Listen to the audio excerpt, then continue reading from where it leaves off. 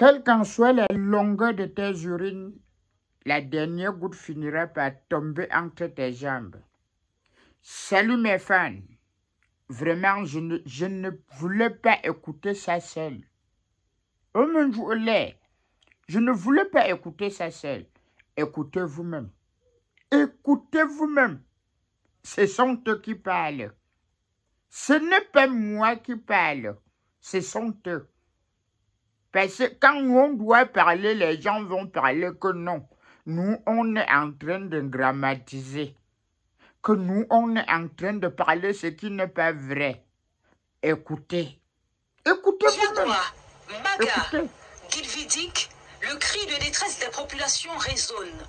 Orphelines de leurs biens depuis plusieurs semaines, elles se trouvent démunies. C'est en simple spectatrice que certaines d'entre elles assistent à la distribution de vivres et de matériel de couchage.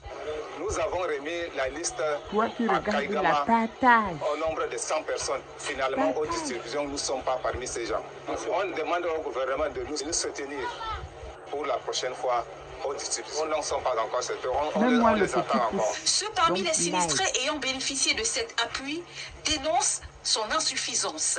Ce que nous avons reçu de la part de M. Paul Biya, ça nous soulagera peut-être dans 2 semaines.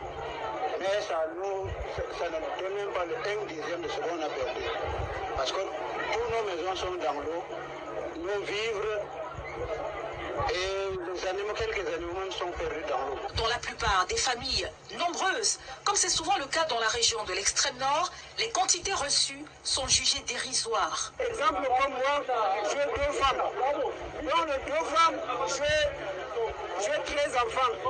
Et j'ai aussi le dernier frère. Dans les frères, chacun a parfois 7, 9, 10, jusqu'au nombre de 50 personnes dans la famille. On nous a quand même donné le 2 matelas, et plus 2 draps, plus un seau avec le savon, et le diamant, et un sac de 25 kilogrammes. Ça, c'est pour 50 personnes. Nous sommes à 21. Nous avons reçu un sac de riz de 50 kilos, un carton de diamant, un carton de sardines, 2 matelas, un petit comme grand, et 2 couvertures. Bon, il y a beaucoup à faire.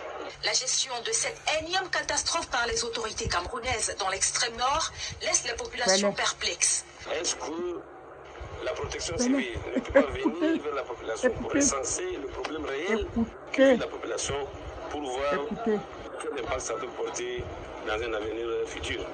Aujourd'hui, vous allez au point zéro qui est à Faraoulou, le chef de l'État était là il y a 12 ans. Pourquoi on ne construit pas les logements sociaux?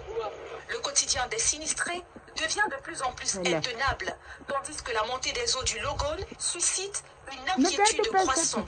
D'abord, explorons les fondements légaux de cette interdiction et analysons ensuite les implications pour la société civile camerounaise. Selon les experts des questions de droit, la réglementation des collectes de fonds au Cameroun repose sur plusieurs textes législatifs et réglementaires qui encadrent les activités de collecte de fonds, de quête publique et de financement associatif. Les principales bases juridiques incluent la loi numéro 90/053 du 19 décembre 1990 relative à la liberté d'association. Cette loi régit les activités des associations, y compris celles à but non lucratif, qui peuvent être autorisées à collecter les fonds à condition de se conformer à la législation en vigueur. Toutefois, cette liberté est encadrée par des conditions strictes, notamment l'obligation d'obtenir une autorisation préalable pour toute quête publique.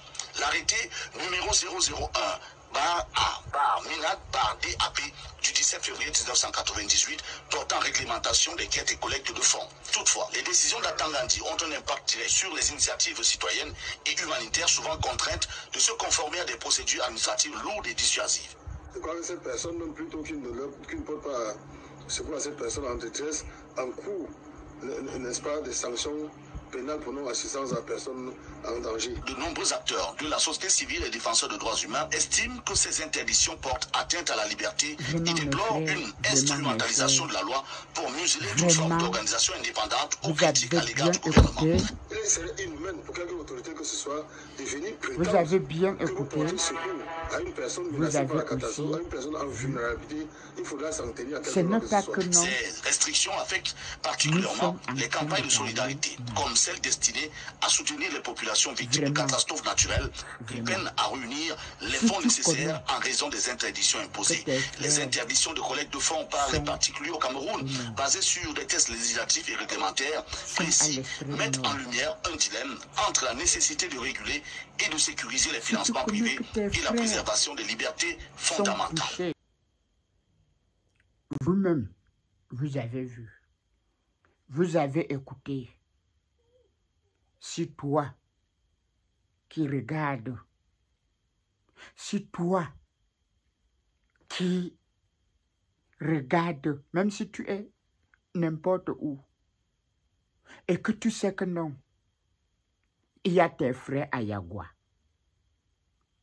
il y a tes frères dans le maillot d'Anaï. Vraiment, vous pouvez faire quelque chose. Vous pouvez courir, arriver à Garoua, arriver à Yagua, voir avec vos propres yeux. Voir avec vos propres yeux et aider comme vous pouvez. Aidez comme vous pouvez. Je vous aime tous. À la prochaine.